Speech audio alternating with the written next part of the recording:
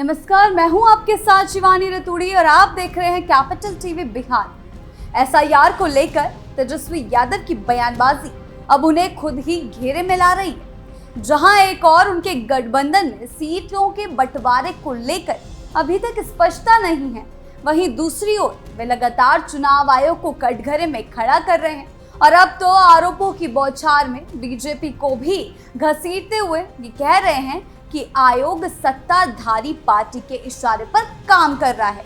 जी हां, हालांकि अब बीजेपी ने इस पर सीधा और तीखा पलटवार किया है। पार्टी के राष्ट्रीय नेताओं ने साफ शब्दों में कहा है कि लालू प्रसाद यादव के शासनकाल से ही आरजेडी का एकमात्र एजेंडा जनता के बीच भ्रम और डर फैलाना रहा है और अब तेजस्वी उसी विरासत को आगे बढ़ा रहे हैं। बीजेपी की प्रतिक्रिया में यह भी कहा गया है कि जब कोई नेता अपनी पार्टी के अंदर ही फैसले नहीं ले पा रहा हो, तब वे संवैधानिक संस्थाओं को निशाना बनाकर अपनी असफलताओं को ढकने की कोशिश करता है। लेकिन अब जनता सब जानती है और ऐसे बहानों की राजनीति का जवाब वे आने वाले चुनावों में देगी। क्या कुछ चल रहा है बिहार की राजनीति में, आइए जानते हैं विस्तार से। फिर घिरे तेजस्वी यादव। भारतीय जनता पार्टी के राष्ट्रीय मंत्री ऋतुराज सिन्हा की गुरुवार को हुई प्रेस कॉन्फ्रेंस एक तरह से बिहार की राजनीति में उबाल लाने वाली घटना बन गई। एसआईआर को लेकर आरजेडी नेता तेजस्वी यादव द्वारा लगाए गए आरोपों का जवाब देते हुए ऋतुराज ने न सिर्फ उन आरोपों को सिरे से खारिज किया, बल्कि राहुल गांधी और पूरी इंडिया अलायंस तेजस्वी यादव पर भी वोट बैंक की राजनीति के लिए संवैधानिक संस्थाओं को बदनाम करने का आरोप लगाया है। जी हां, ऋतुराज सिन्हा ने बेहद तीखे शब्दों का प्रयोग करते हुए कहा कि तेजस्वी और राहुल गांधी की बौखलाहट इस बात से झलक रही है कि उन्होंने 45 दिनों में 15 से अधिक प्रेस कॉन्फ्रेंस की हैं, जिनमें तथ्यों से अधिक झूठ, भ्रम और भय का मिश्रण था। उन्होंने ये भी आरोप लगाया कि इंडिया अलायंस एक सुनियोजित टूल किट के सहारे जनता को भ्रमित कर रही और खासकर अल्पसंख्यक एवं सीमावर्ती क्षेत्रों में रहने वाले लोगों के बीच ये झूठ फैलाया जा रहा है कि एसआईआर के जरिए उनके मत अधिकार छीने जा रहे हैं।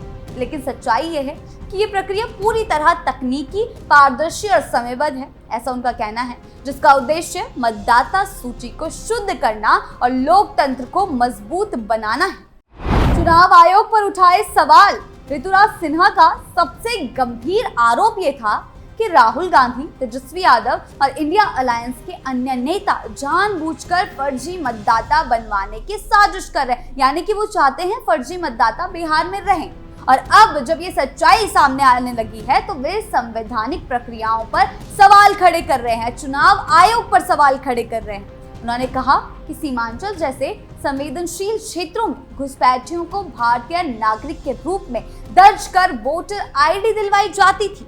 उन्होंने यहाँ तक कहा कि ये प्रयास न केवल चुनावी प्रक्रिया को दूषित करते हैं, बल्कि देश की आंतरिक सुरक्षा के लिए भी खतरा पैदा करते हैं। ऋतुराज ने आगे कहा कि विपक्ष लगातार ये भ्रम फैला रहा है कि एसआईआर की प्रक्रिया गांव, गरीब, पिछड़े या किसी खास वर्ग को टारगेट करने के लिए शुरू की गई, लेकिन वास्तविकता इसके ठीक उल्टी है।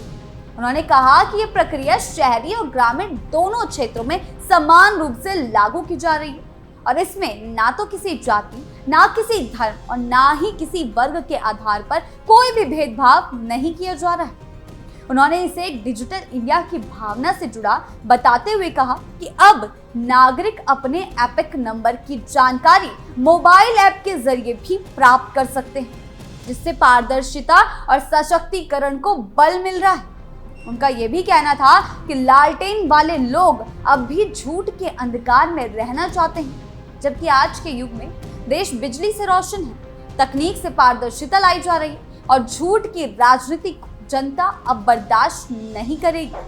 प्रेस कॉन्फ्रेंस के दौरान ऋतुराज सिन्हा ने एसआईआर प्रक्रिया के इतिहास और उसके कानूनी आधार को स्पष्ट करते हुए ये बताया है कि ये कोई नई बात नहीं। उन्होंने याद दिलाया कि 2003 तक देश के विभिन्न हिस्सों में ये प्रक्रिया अलग अलग समय पर होती रही है। साथ ही साथ प्रेस कॉन्फ्रेंस के दौरान ऋतुराज सिन्हा ने एसआईआर प्रक्रिया के इतिहास और उसके कानूनी आधार को स्पष्ट करते हुए ये बताया है कि ये कोई नई बात नहीं। उन्होंने याद दिलाया कि 2003 तक देश के विभिन्न हिस्सों में ये प्रक्रिया अलग अलग समय पर होती रही है। उनका कहना था कि तेजस्वी यादव, जो खुद उप मुख्यमंत्री रह चुके हैं, इस प्रक्रिया की पूरी जानकारी रखते हैं, लेकिन वे जानबूझकर भ्रम फैला रहे हैं। उन्होंने कहा कि अब जब चुनाव आयोग टेक्नोलॉजी का इस्तेमाल कर पारदर्शी प्रक्रिया अपनाने की कोशिश कर रहा है, तब इन नेताओं को डर सता रहा है कि उनके डुप्लीकेट वोटर्स या वोट बैंक उजागर हो जाएंगे। ऋतुराज ने सीधे तौर पर दावा किया है और तेजस्वी यादव को कहा है कि अगर इनकी पोल खुल जाएगी, वोट हटेंगे, तो इनकी पोल जो है, असलियत जो है, जनता के सामने आ जाएगी। उन्होंने इस पूरी तरह से डेमोक्रेटिक क्लीनअप की प्रक्रिया कहा, जो चुनावी व्यवस्था में सुधार लाने की दिशा में एक बड़ा कदम है। एक और बड़े राजनीतिक संदेश में ऋतुराज ने राहुल गांधी की मत अधिकार यात्रा, यानी कि वोट अधिकार यात्रा जो वो शुरू करने जा रहे हैं, उसको भी खदेड़ा। उन्होंने कहा कि घुसपैठियों का अधिकार यात्रा बताया।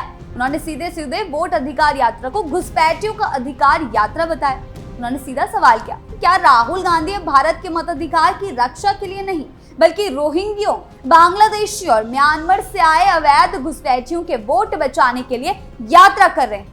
ये बयान राजनीतिक हलकों में खास चर्चा में है, और क्योंकि ये सिर्फ विपक्ष पर हमला नहीं, बल्कि पूरे राष्ट्रीय विमर्श को एक नई दिशा देने वाला आरोप है। उन्होंने जोर देकर कहा कि अगर विपक्ष राष्ट्रीय सुरक्षा को ताक पर रखकर वोट बैंक की राजनीति करेगा, तो बीजेपी से बर्दाश्त नहीं करेगी। उन्होंने ये भी कहा कि बीजेपी का हर बूथ कार्यकर्ता तैयार है, चुनाव आयोग की इस प्रक्रिया में वे पूरी तरह से समर्थन देगा।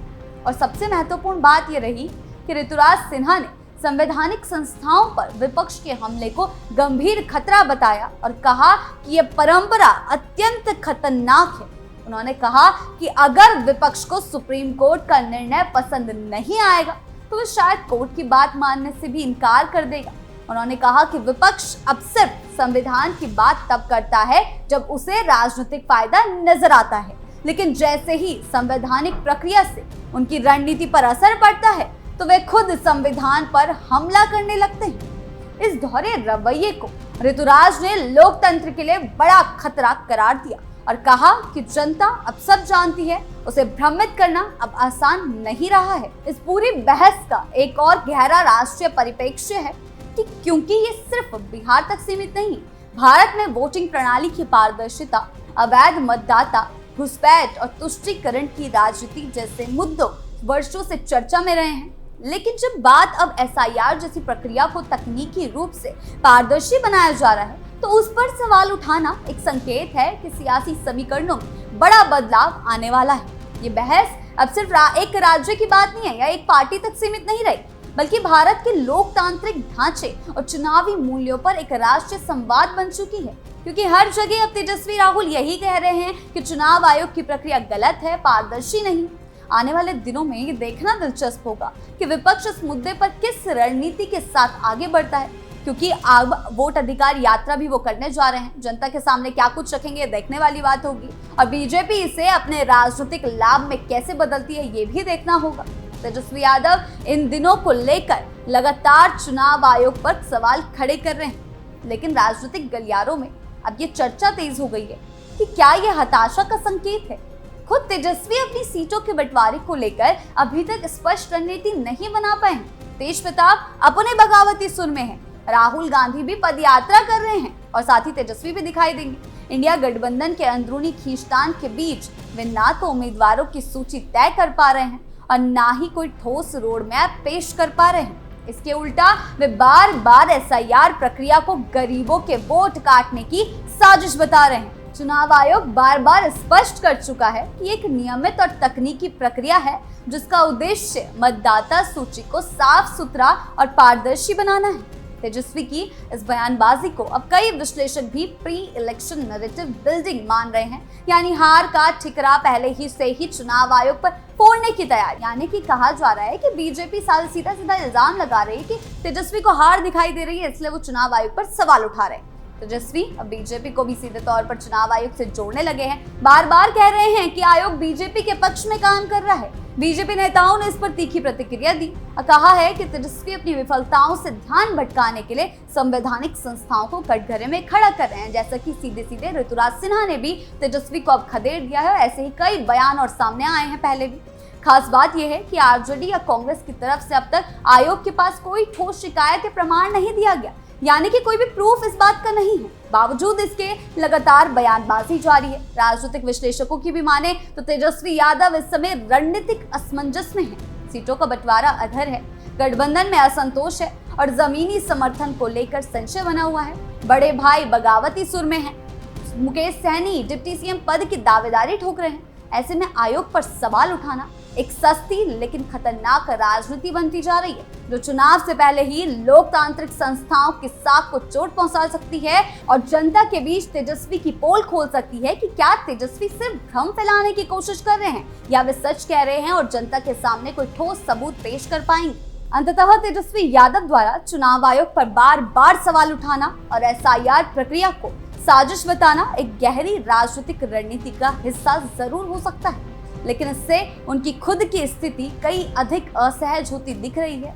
जब उनकी पार्टी सीट बंटवारे जैसे बुनियादी मामलों पर अब तक एकमत नहीं हो पाई और गठबंधन की नींव लगातार हिलती नजर आ रही है, तब संस्थागत भरोसे पर सवाल उठाकर वे न केवल जनता के बीच भ्रम फैला रहे हैं, बल्कि अपने राजनीतिक आत्मविश्वास की कमी को भी उजागर कर रहे हैं। दूसरी ओर चुनाव आयोग और बीजेपी लगातार ये कह रहे हैं कि एसआईआर पारदर्शिता और निष्पक्षता सुनिश्चित करने की एक कानूनी प्रक्रिया है, जिसे राजनीति के चश्मे से देखना दुर्भाग्यपूर्ण है। आपको क्या लगता है? हमें कमेंट सेक्शन में जरूर बताएं। नमस्कार।